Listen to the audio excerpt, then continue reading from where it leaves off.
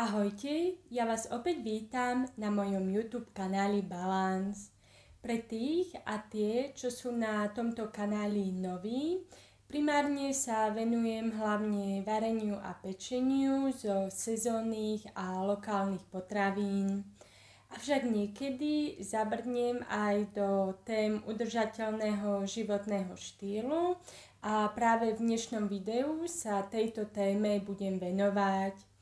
Ako už samotný názov napovedá, ukážem vám, čo som si kúpila tento rok alebo aj minulý rok, avšak budú to hlavne udržateľné a lokálne značky. Prvou vecou je táto kabelka od značky Ľúbivé.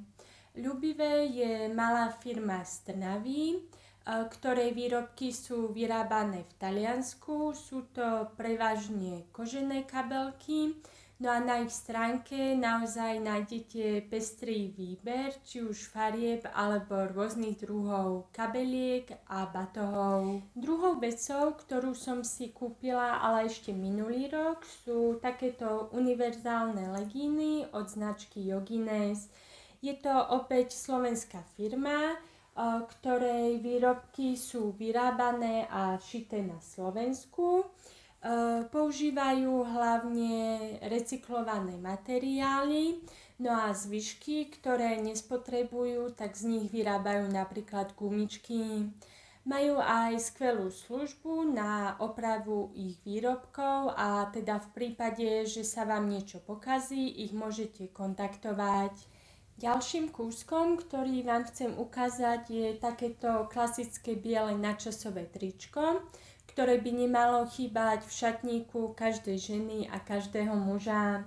Je vyrobené zo 100% organickej bavlny a kúpila som ho v Ethic Boutique. Je to obchod, ktorý sa zameriava hlavne na predaj oblečenia z prírodných a recyklovaných materiálov. Majú výhodu v tom, že ich oblečenie si viete objednať online a nechať doručiť priamo na ich kamennú predajňu, kde si ho vyskúšate a až následne potom zakúpite. No a od kabelky a oblečenia prejdem k poslednej kategórii a to je obuv. Tu mám pripravené dva kúsky. Sú to takéto klasické nesmrteľné biele trámky od značky Novesta a druhý kúsok, ktorý mám od nich, sú tenisky, ktoré sú opäť v neutrálnych farbách. Značka Novesta je jedna z posledných, ktoré šijú topánky v pôvodných priestoroch a pôvodnou metódou, konkrétne v partizánskom. Dávajú si záležať hlavne na tom, aby odoberali materiál od dodávateľov s transparentným výrobným cyklom.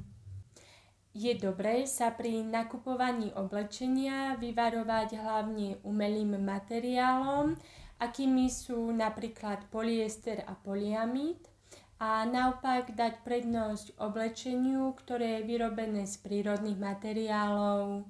Medzi tie najznámejšie patrí napríklad bavlna, ďalej je to ľan, viskóza alebo tencel lyocell.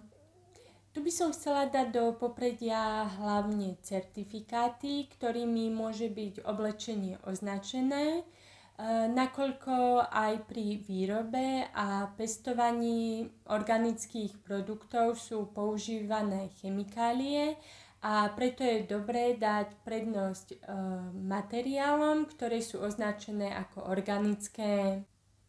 Ďalšími prírodnými materiálmi, hlavne v tomto jeseno-zimnom období, sú hlavne vlna, merinovlna alebo kašmír, napríklad pri kúpe svetrov.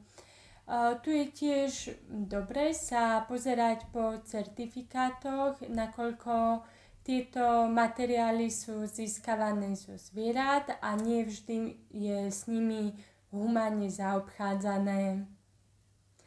Aby som bola na záver transparentná, nie všetko oblečenie z môjho šatníka je vyrobené z udržateľných materiálov. U mňa zmena nastala hlavne počas covidu, kedy som si veľa vecí prehodnotila. Čo sa týka udržateľnosti, pri nakupovaní by hlavne mala platiť uvedomelosť a nepodliehať nejakým spontánnym a módnym trendom. Pre mňa tiež udržateľnosť neznamená, že všetko oblečenie z môjho šatníka idem teraz vyhodiť a nahradiť, pretože o tom udržateľnosť nie je. No a to bolo na dnes odo mňa všetko. Ja sa na vás teším už niekedy na budúce, pravdepodobne to bude opäť zo zákulisia mojej kuchyne. No a ak sa vám moje videá páčia, prihláste sa na odber a podporte tak môj YouTube kanál.